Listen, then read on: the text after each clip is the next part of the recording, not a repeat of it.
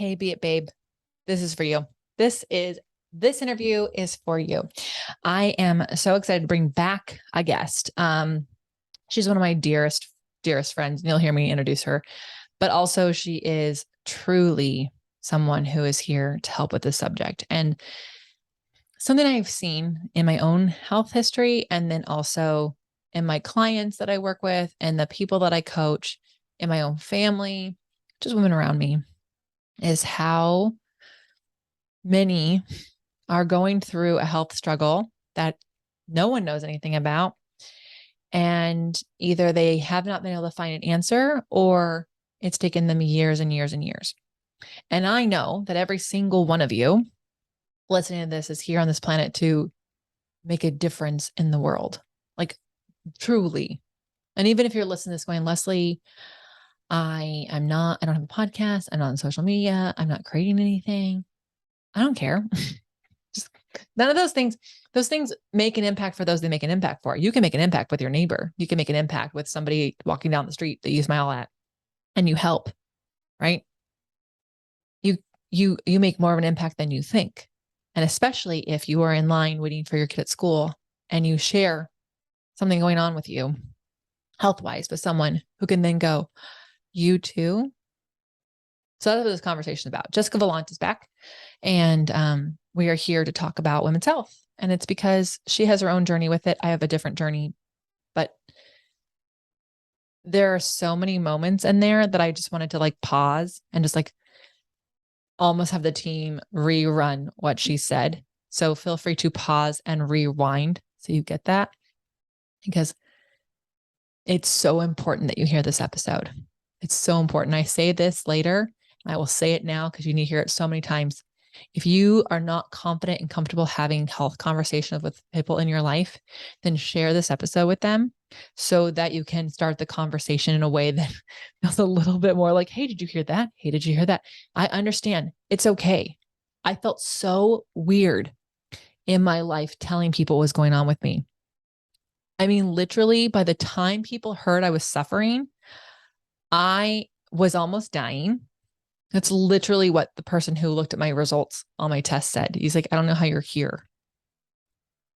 And it's because part of the time I just stopped advocating for myself and was like, well, this is just going to be the life I live. And then I got frustrated with that and I would start again, and then they would make it worse. And I got to a place where I was really not well. And I don't know if I could have gone very many weeks longer like that. And so I'm so grateful for the different little angels that came in my life to make me feel like I wasn't alone and there were options. And so I really cannot wait for you to dive into this interview, and I'm going to stop talking so you can. And please, please, please, please, please, please send this to a friend so that we all start hearing that, like, some of the stuff that no one is talking about, everyone is often going through or knows someone who is. We can change the world. We can have bigger impacts and help people solve their issues, or at least have answers sooner. If we stop just keeping it to ourselves and not letting anyone know because it's embarrassing, or maybe we feel like we shouldn't be going through that. So I love you. Here's Jessica Valant. Welcome to the Be It Till You See It podcast, where we talk about taking messy action, knowing that perfect is boring. I'm Lesley Logan, Pilates instructor and fitness business coach. I've trained thousands of people around the world, and the number one thing I see stopping people from achieving anything is self-doubt. My friends, action brings clarity, and it's the antidote to fear. Each week, my guests will bring bold, executable, intrinsic, and targeted steps that you can use to put yourself first and be it till you see it. It's a practice, not a perfect. Let's get started.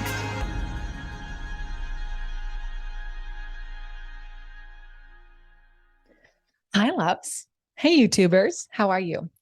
So we all know that perfect is boring. And I was so excited to talk to my friend, and we were on such a tight timeline because I knew I had a hard stop and I didn't want to waste any minutes.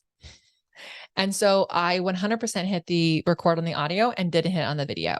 So the audio is going to be here for about a minute and a half without any video. And I promise you the video will jump on. So please, please, please just listen to the audio with our smiling faces and then enjoy the rest. And I appreciate you for understanding. I promise this is the first time I've done this. I've done some other mistakes in the past, but this is the first time I've done this one. So hopefully this is the last. And if it's not, it's okay. Because you know what? I hope this gives you permission to make mistakes at the projects that you do too. It's just one time and we'll be better off for it. Right. So thank you. And here is Jessica Valant. All right, Be It listeners. I'm so excited because I actually have one of our original guests actually back here on the pod. I am so excited. Not only is she a dear friend and just a beautiful freaking human being. If you don't already know her, you will see that as you get to know her. But she is such an advocate for women and their health. And I'm just excited to have her share that with you and help us all, because I think our health as women can hold us back from a lot of things. And it can be not only frustrating, but embarrassing and even taking away some confidence that we could have in this world. So Jessica Valant, hello. Hi, friend. How are you? You know what? Any excuse to talk to you, I'm great. I know. I know. I don't know. People listening probably don't know it's the end of Friday. For me, this is the end of my work day. It's kind of early, but I have to get the kids after this. I'm like, there is no better way to end my Friday than this and transfer into the weekend. It's perfect. Oh my God. I know. Yep. Anyways, agreed. I get to teach a Pilates workout after this. So okay. Well, that's fun too. It's still going to be fun. It's live. So people are there, and then I will do a happy hour with them. So, you're like, perfect. You're part of the finale. Yeah, that's great. So Jessica, can you tell everyone a little bit about who you are and even like your journey getting here with your health and things like that? For sure. So, yes, my name's Jessica. I've been a physical therapist and a Pilates teacher for I always have to look at the date. I'm like, what? Like 22 years, thereabouts now. I graduated from PT school in 2000. So I mean, to be honest, I never thought I would be in women's health ever. Like it was not something I wanted. It wasn't, I was like, I'm going to work with athletes and orthopedic injuries, and I wanted to work with brain injuries. So I had this whole different view of what my career would be, as we all do probably usually. And then my first foray into my own issues happened early 2000s. And basically I started going to the hospital with a lot of abdominal pain. I had every test under the sun. I mean, I was 24 and I had a colonoscopy, and I know you understand some of this stuff, and ultrasounds and everything. And no one could figure out what it was. And I just knew I was in pain. And I didn't know what was going on. I had a lot of back pain. I saw PT. Anyway, finally, I had a doctor who said, this might be endometriosis. Why don't we go in and have surgery? Because it's the only way to diagnose it. So in 2005, I had surgery. And lo and behold, I woke up and they said, yes, you have endometriosis. There's no cure for it. You're going to have to manage it. And not sure if you want to have kids, but that's going to be really hard for you. And good luck. And it kind of sent me on my way. So it was really my very first time of understanding that movement and health had a whole different purpose other than how we looked, other than, I work out so I can eat a donut tomorrow. Like that kind of was all put to the side, in that, okay, if I want to manage this and not be defined by it, because as many women know, if you go on Dr. Google and try to find information, it's pretty scary out there. They don't understand women's health, and there's a lot of scary things. So I knew I didn't want to be one of those stories, and that I wanted to do everything I could to not be defined by my diagnosis. So it started to change how I looked at a lot of different things and taking care of myself.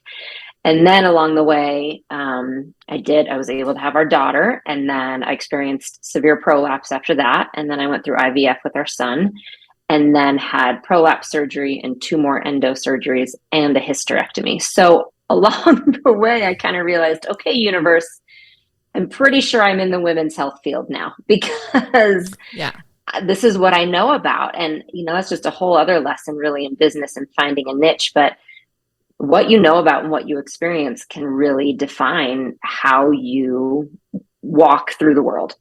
And that's what it did for me. Having kids changed how I see the world, and being a woman and experiencing healthcare and everything that comes with it, good and bad, I remember sharing my first story and being really nervous. But I'm like, I'll write about endo. And the response I got was just out of control. I couldn't believe it. And still to this day, 90% of the messages I get are from women. Thank you for sharing about your prolapse. Thank you for talking about hysterectomy. No one does. No one does. No one's positive. And I just realized, okay, that's really the road I'm going to go down, because it's not talked about, and there's not a positive outlet for people looking for answers. And so I realized it was a void I could fill. And I think it helped me heal as well along the way. Talking about it has always helped me heal. So I think it's a combination of those things. And that's where I am now. Yeah. Wow. Well, first of all, thank you for sharing that, so that everyone could kind of be on, can understand why you care and why this is such a passion for you. I mean, similarly, I had very interesting health issues where no one could know. And I had a doctor say to me, I think you have endometriosis, but I cannot tell you because of that, of the surgery part. And also he said, you are on your parents' health insurance, and I don't want it to be a pre-existing condition. Yeah. He said, so don't go looking for answers until you actually need them, which is like when your doctor is like, don't do it because there is no help for you. And then your insurance will be more expensive. Right. Right. You know, right. It's almost like our first limitation right away is insurance. And I know you even put this on your story the other day without getting into details, but just talking about having to be an advocate for yourself for years. Yeah. And it's absolutely true that that is one thing I'll say off the bat. It takes work to get answers for yourself. It takes work to be an advocate for yourself. Like, I think both you and I would say that hands down. It's going to take work, and it's worth it, but it does. You have to be willing to put your head down and learn a lot of terms you don't want to know, and get on the phone and a lot of things. Yeah. I'll share, because I think it's, I had an IUD because I needed to, first of all, they couldn't get my period to come back. So this is like how they did it because I couldn't be on hormones. So thankfully a lovely doctor along the way was like, you had a blood clot because you can't be on hormones. Like, that's where you're at. And so anyways, it put me on a copper IUD, and then I couldn't find anyone to get it out because they couldn't find it. And I even went to Planned Parenthood. And this is to not knock that. I don't want to knock them or anything like that, but like, I went somewhere thinking, oh, I'll go there because my health insurance is not going to let me remove this on the same day appointment. So I'll just go to them and they'll be able to remove it. And they couldn't find it. And they said I had to get a referral to go to someone special. And it really was me having to be an advocate, so much so that I actually had to hire someone to find me an appointment. I was like, and I think I share that because, like, it's okay if you have to find an advocate. There actually are people out there who will help you, but it's important that we don't let these obstacles get in our way, because had you let these obstacles get in your way, you not only would you not maybe have the kids that you have and the life that you have, but like there'd be a different story and you wouldn't be who you are. So like how hard was it to advocate for yourself, and like what are the conversations you had to have with yourself to get along the way? And those are such good questions. So for endo alone, it's an average of 7 years for a woman to get a correct diagnosis. And not that everyone has endo, but I say that to say that women's health, reproductive health, there's still a big mystery around it. Like, we're just now finding out research that endometriosis has a connection to hypermobility, which has a connection to anxiety. I mean, that we know that they are connected. And so when your body is telling you something, listen. Like, that's the first thing you can do, is listen and write it down. Write it down so that you don't start to feel like you're a little bit crazy, because we can feel that way ourselves. Like, did I feel that? Did I not? Is it my period? Is it not? Is it like, there's so many things it could be. So start writing it down. Like, oh, my stomach hurt after that meal. That was different. Oh, this, whatever it is, I would say start writing it down for yourself. And so that you have it maybe to present for someone. But if nothing else, have it for yourself, listen, and just start to know if that feels right to you or not. And the first thing you do is really go to your doctor. I would go to the lowest barrier of entry, whoever it is, like you said, with insurance, wherever you can go first, and say, I'm feeling these things. Tell me what this might mean. Like, just have a conversation. And that's the first place you can go to see what might be next. Do they have an answer for you? How do you feel with that answer? It can take a year or two. So you have to be ready for one step at a time, but just make sure you're talking to someone who's listening to you. And if they're not, find someone else. Because yes, I remember seeing someone in college had these weird growths on my legs, and I saw a doctor and he said, "You're probably getting drunk and falling down the stairs." Like, Oh my. what? Mm-hmm. And I went back home with my parents and saw my original pediatrician. He's like, "No." And he pulled out a medical book. He talked me through it. He's like, "This is this weird thing you have," which later I realized is kind of related to endo. Didn't have my endo diagnosis yet. So being a 20-year-old, I just left that office crying and didn't know what else to do. I'm like, well, that's it. I don't have anyone else to see. Mm-hmm. So just knowing that you are important enough to be heard by somebody, and maybe it even takes a virtual appointment, or something. But I think that's the first thing, is trying to create a way to listen to yourself and what your body's telling you, because a lot of us have never actually listened to our bodies. Yeah. Or if we have, we don't listen in a positive way. We excuse it and away. So we are, it's because I ate that thing. I wasn't supposed to eat that thing. Yeah. Oh, it's because I'm not sleeping. It's because I'm stressed out. And I want to reiterate, like, I love that you said, like, write it down. This was really helpful for me with my stomach issues, because I was able to say to a doctor who gave me some weird thing like that. And y'all, he said that he's like, "Are you sure you don't have body dysmorphia?" And I said, "I'm probably do now. After 10 years of stomach issues and my weight fluctuating up and down and not actually knowing what my actual body looks like I actually don't even know what I'm supposed to look like." Sure. I said, "But I have pictures of what I look like in the morning and what I look like at night. So how, like, you can't say that to me." And he sent me to the infectious disease unit to go get tested for AIDS.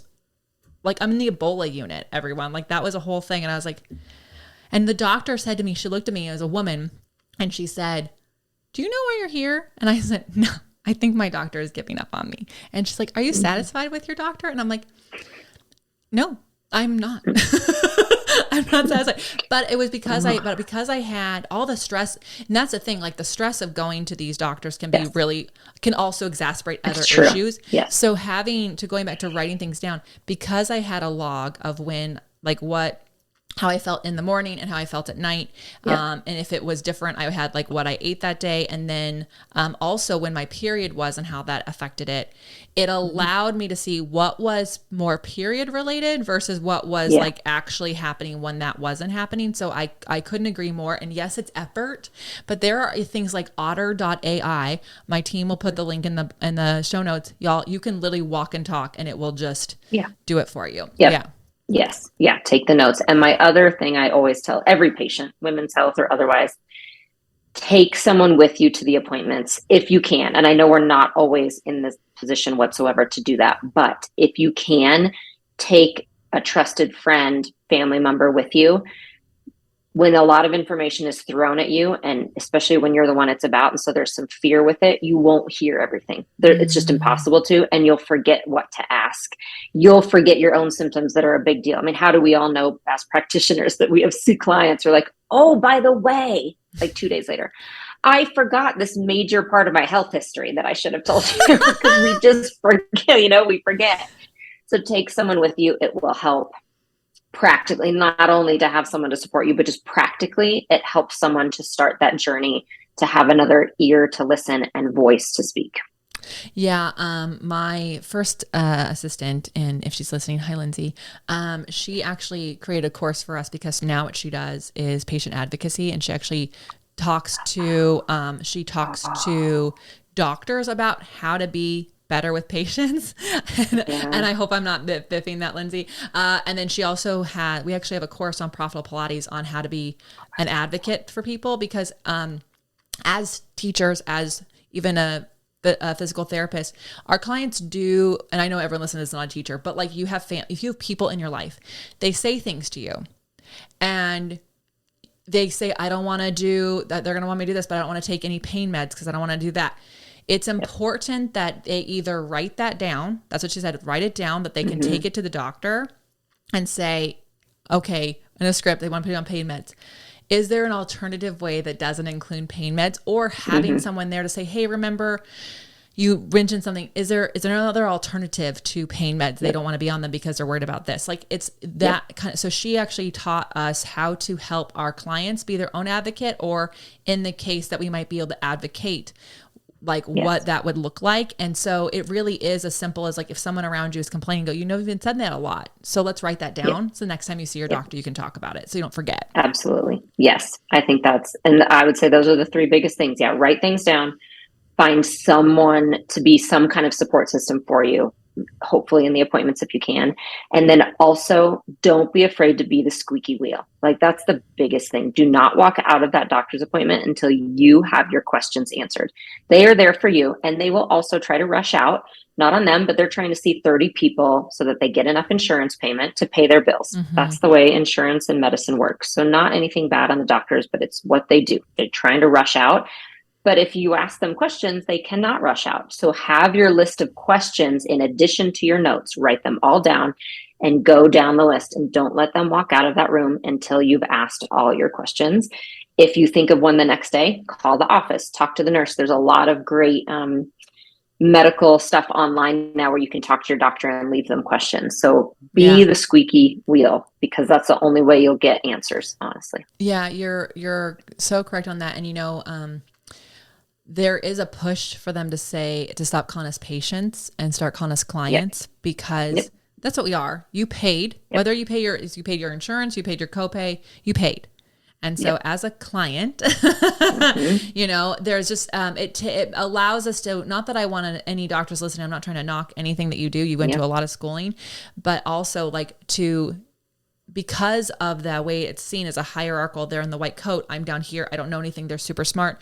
We do, especially as women, we don't want to be disruptive. We don't want to actually take up too much of their time. We don't want to take up too much of the space in the room. We don't want to be seen as crazy or hormonal or any of the things that have any thing about that could be negative about us. So we tend to put them way higher up and then not actually stand up for ourselves. Yep. 100%. 100%. Yeah. And you have to. It's your body. It's your body. It's your life. You have to live with it. And that is exactly what women think. And that is the way it is. It's brushed off many, many times. And so you have to be willing to put in the work and be listened to. Yeah. And that you matter. You have to know you matter. Like that could be the whole mic drop of the podcast. Was there anything, Jessica, you have been a physical therapist for 22 years, and you were, I know, running your own business at the time. Was there anything when you're going through this health stuff that did it keep you from doing other things? Did it keep you from showing up in your life in any way? Or was it kind of something you just learned how to balance? I think some of both. Especially some of the emotional part. I can look back and there are really specific times that I had to sneak into a client room and close the door, and I was having stomach cramps so bad on the ground and didn't know why, and I had to hide until I could pull it together. So there were really concrete times like that. And then times I was recovering from surgery that I would be teaching and tell everyone, hey, I can't demonstrate that move for 6 months. Just so you know, but this is what you're going to do.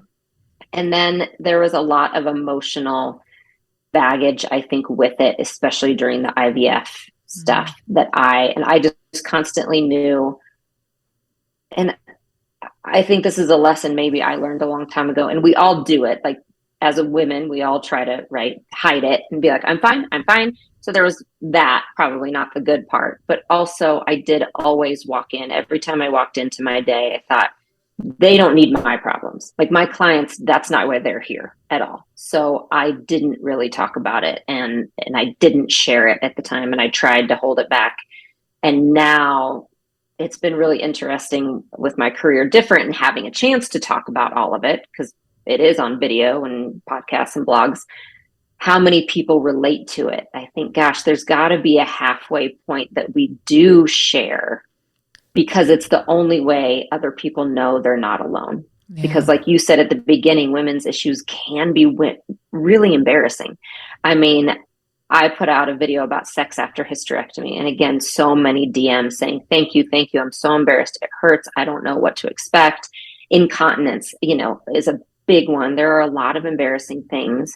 So the more we can find a way to share in whatever way is natural for us, not everyone needs to put it out in a blog post, but sharing with anyone, even just your friend down the street or a mom at pickup, it makes all of us realize we're not so alone.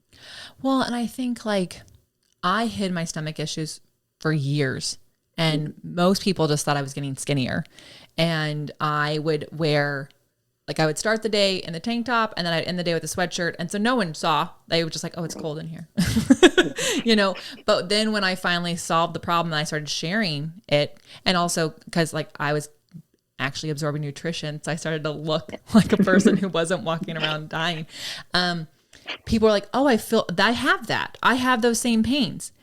And then I was like, well, crap. Like, me not sharing, was I holding people back from getting help sooner, or even me getting help sooner, And so, so it's not like we should all be taking medical advice from our friends, but like, at least with people around you, just sharing like, hey, I'm not going to be demonstrating because I've got some stomach stuff. Like just saying it, just so people can go, oh yeah. Like even if they just like becomes a little more natural to share, like it's okay to have something weird going on. Right. So it's not weird. And so that it is just part of life. And then maybe doctors can actually figure out why the heck some women are super stressed out and causing themselves to not sleep and not go through digestion. Or anything else. And especially with IVF, like I had so many clients going through that, and I knew their struggle because I had to, but their friends didn't know. And so when they would lose babies they wanted, I'm the only person who knows. And I was like, thank you. But you need to have other people in your life who can support you through this. Yeah. And the whole tradition of not telling anyone is there, and that made it really hard. So I think it is important, even if you just tell one other woman in your life what's going on, just so that they can maybe they know another woman who's going through the same thing, or I'm so grateful for my girlfriends who are a little bit older, who are hitting like menopause, and they're like telling me what's going on. I'm like, what? I wasn't told that. No one told me that.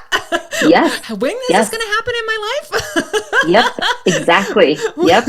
I'm like, this morning. When is it coming? Was I supposed to get a magazine in the mail? Like ARP? Was that supposed to happen sometime? I know. How do I find out this information? I know. I was just talking to Brian about perimenopause this morning. It was so hot. And I'm like, oh my gosh, because I'm never hot. I'm like, what's happening? Is this happening? Is this what's happening? What's happening? I don't know. And honestly, to be able to laugh about it too is so nice, because I don't know, maybe it's our mom's generation, something.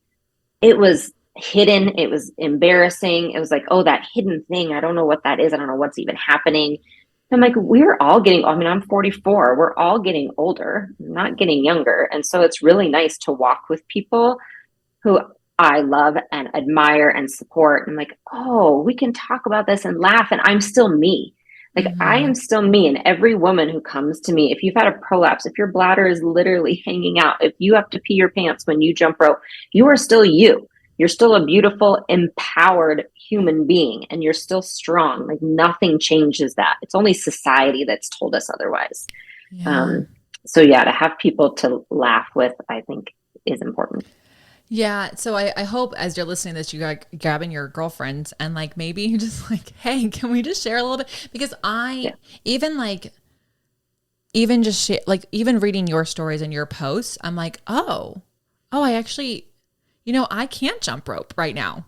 Why can't I jump rope? Like I don't. Like I would go to a gym and they put jump roping and I'm like, oh, I could do ice skaters. So I could ice skate, but like the actual act of jumping rope. Oh yeah. And so I was like, that's so interesting. I didn't know that was a bad, like not a bad thing, but like a thing I should be concerned about at my age. Right. So then I went and did some research, and I went and did some exercises, and now when my hair bun is not in, I can jump rope, So like, I think it's just, it's so interesting that we're all just supposed to go through life and like keep all these things and like this picture that everything is fine, everything is perfect, everything is wonderful, when all that does is actually make all of us feel a little bit more like an imposter and a little bit more held back. And because we're not telling people, it is holding us back in our career. Those are hours and days that you like had to be at work longer, or even there were things that I did not sign up for. Like when I was in modeling in commercials, I would tell my agents I have to do gigs that are in the morning. If they're in the evening, I can't promise I'll be the size they hired. Yeah. Yeah. And those things are like, that was another layer of stress and feeling like I wasn't good enough and maybe I should just quit this. So, it's a lot. For sure. And I think too, we're told, especially by doctors and medical community, we're told that things are normal. Like, oh, I'm peeing some after I give birth. That's normal. Well, it hurts with sex. Like endometriosis, pain with sex can be a really big symptom. And I remember before my surgeries telling my doctor, and she's like, yeah, it's too bad. You just need to take some Advil before you have sex every time. Like, huh. Really? Like I was 22. I'm like, really? That's what I need to do. Okay. So we're kind of told all these things you're a woman, that's normal. And I tell people it's not. It's common. Yes. Like don't feel crazy. This is very common actually. Incontinence, all of that is very common. But don't for a second think it's normal and you just have to live with it, because it is not. None of those conditions are normal. There are so many things we can do for it in pelvic floor physical therapy and exercise and so many things. So yes, it's common. Don't feel like there's anything wrong with you. You didn't do anything wrong to get to this point, but don't just let doctors say that's normal and leave. There are answers. Jessica, that is like amazing. I really hope you all heard that, because I think that there is that word normal that is used in its place of common. And if they were to say this is common, and if it is something that is bothering you and holding you back from being a human being, we should look for more options for you. And that is, we had Dr. Celeste Hallbrook on. She's a sexologist. And she waited till she got married. She's in the purity culture, and they had sex and it was miserably painful. And she's like, what was the first time? So then they did it again. And for a year, it was painful. And her doctor's response was, well, get pregnant and then it will stretch out. And then...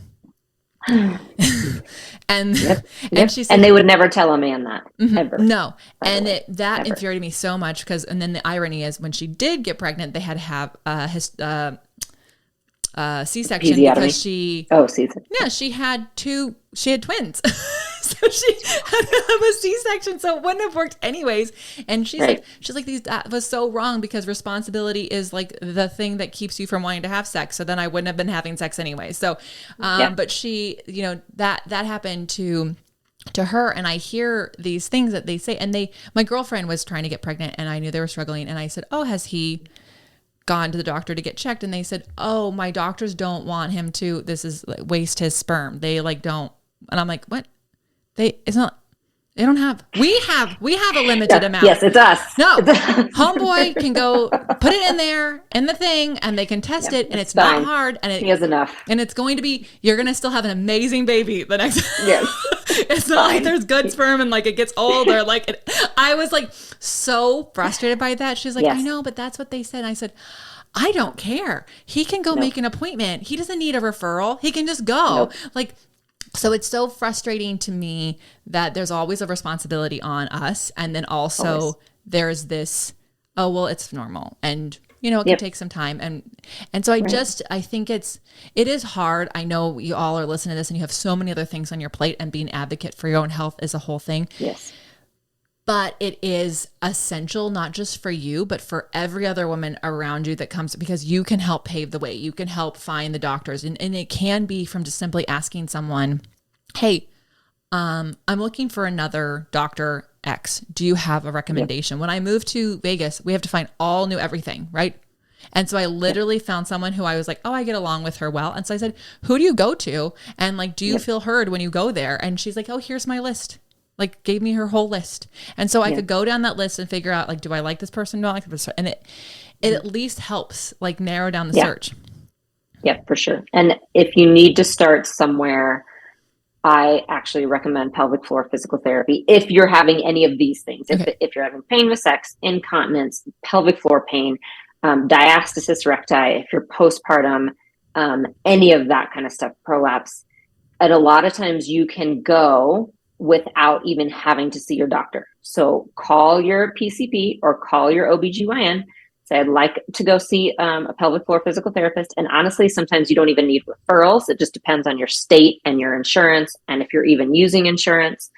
And sometimes you only need 1 or 2 visits with a good pelvic floor physical therapist, but they are going to be able to give you some good information, and they have the time to listen to you, and they'll check it all out. And that can be a really good team member to then send you to the next place. Yeah. So I think that's a good start. If you already have a diagnosis and you're just kind of at a loss for answers and you just want to talk through things, there's some great virtual options where you don't even have to leave your house. Like this week, I probably saw 4 people, and I think they were all women's health. And a lot of it is just, I was told I have this. I don't know what to do. I live an hour from a doctor. I was told I can't exercise. Is that true? And we just talk for an hour and give them a plan. And then sometimes I don't even have to see them again. So just having someone, that you can talk your story, someone's listening and can give you a few really concrete action items, that can help too. Well, and first, I've never met like a pelvic floor therapist who doesn't like freaking love what they do. Like they love, that's a very specialized thing, and they go into that. And that you're right. They do listen also, because when you go to that person for one of those reasons, or just wondering if it's one of those reasons, they've seen so many people that they get to like look back and go, oh yeah, I've actually had a patient with similar things. And here's like, you just always, like, it's when you go to a PCP, your primary care physician, they see a lot of people that are a lot of things. So when you go to someone who's a little bit more specialized in the thing, it's a little bit easier to get to your answer or some sort of path to a solution that works for you. I love that suggestion. Oh my gosh, Jessica, you are a wealth of knowledge on this topic. And we could keep going because there's so many different parts of women's health that we could talk about. But I really am grateful that you let me open up this conversation for our listeners, because they're all women mostly. I mean, there might be a few good men in there, and thank you, but they probably have women in their lives. So hopefully you send this to them. And I think the more we can talk about it and normalize talking about our health, I just see the world being a much better place for daughters and kids, like all my friends' daughters. Like I like envy the world that they'll live in with all that information. Okay, Jessica, where do you like to hang out on the gram? Where can people go for more information to work with you? I'm Jessica Valant Pilates everywhere. Instagram, my website's Jessica Valant Pilates, and then YouTube. And I have a ton of resources actually about all of this: prolapse, hysterectomy, endometriosis. You can find it all on my website, a lot of free resources there, or you can honestly just go to YouTube, to my YouTube channel. If you search anything, I'll have a lot of videos there where I talk about all my experiences and hysterectomy surgeries and prolapse surgeries and all of that stuff. Thank you.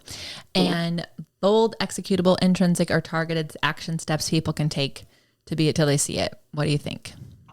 I think, and it's a great question, especially as related to women's health. I think I've been thinking a lot about the middle, meaning like we try always to strive to be the best, whether it's releasing a video because that's our job, or whether it's to feel our best. I'm going to feel 100%, whatever it is. And we sometimes don't do anything until we think we're going to get right to that 100%. Like we don't release something unless we think it's perfect. We don't, do a workout until we feel 100% better. And that's just not life most of the time. Like most of the time we're living somewhere in the middle. We're not the worst, but we're not usually 100% the best. So how can you live your best life in that middle space? And that's where we all are. And so if it is as related to women's health, just know that you are important. What you have to say is important. What you feel is important. And you should feel 100%. Like you should be able to get to that place. It just takes day-to-day action, and it takes a plan, and it takes you to believe in yourself and be an advocate to get there. But you can. But most of the time is spent in that middle. So take the time to know that this is your journey, and it's okay to have this journey. And there's a lot of good that can come out of it. And then one day at a time, the process will get you where you want to go. So I love that you bring up the middle, because everything is like the middle. There's actually a piece of art that Brene Brown talked about on a podcast. I heard her on at least a decade ago at this point. And she said there's a piece of art, and it's like has like a start And then it just says the middle, the middle, the middle, the middle, the middle, the middle, the middle, the middle. And it just keeps going until the very bottom, it is the end. And so like, really, we're all trying to get to 100%, but like, that's actually like, yes, that's great. And there are going to be days when you feel that way. And I woke up this morning going, today's going to be amazing, right? Why don't I wake up every morning like this? Yep. But also like, how do you find a middle where you can like live in that and thrive in that and enjoy that so that you're not constantly looking for the finish line? Yeah. Yep. I love exactly. that. Like endometriosis, it's not, I can't heal it. I can't fix it, but my golly, I can have an amazing, fulfilling, strong life right in the middle of it. And that's what I'm going to do. Thank you for being you. Thank you for being here. Thank you. Oh, I love you so much. Everyone, how are you going to use these tips? How are you going to use what she talked about? What are your takeaways? We want to hear about them. Please tag Jessica Valant Pilates and the Beit Pod. And do us a massive favor. Do all the women in your life a massive favor. Share this. If you're uncomfortable having this conversation right where you are in your life, that is fine. That is completely normal. But even just sharing it so that you know your friends listening to it, and then maybe it's a little easier to talk about it, that is going to change lives around you and for generations to come. So let us know you're going to use this. And until next time, be it till you see it. That's all I got for this episode of the Be It Till You See It podcast. One thing that would help both myself and future listeners is for you to rate the show and leave a review. And follow or subscribe for free wherever you listen to your podcast. Also, make sure to introduce yourself over at the Be It Pod on Instagram. I would love to know more about you. Share this episode with whoever you think needs to hear it. Help us and others be it till you see it. Have an awesome day. Be It Till You See It is a production of As the Crows Fly Media. It's written, produced, filmed, and recorded by your host, Lesley Logan, and me, Brad Crowell. Our associate producer is Amanda Fraterelli. Kevin Perez at Disenyo handles all of our audio editing. Our theme music is by Ali at Apex Production Music, and our branding by designer and artist Gianfranco Cioffi. Special thanks to our designer Jaira Mandal for creating all of our visuals, which you can't see because this is a podcast, and our digital producer Jay Perdoso for editing all the video each week so you can. And to Angelina Herrico for transcribing each of our episodes so you can find them on our website. And finally, to Meredith Crowell for keeping us all on point and on time.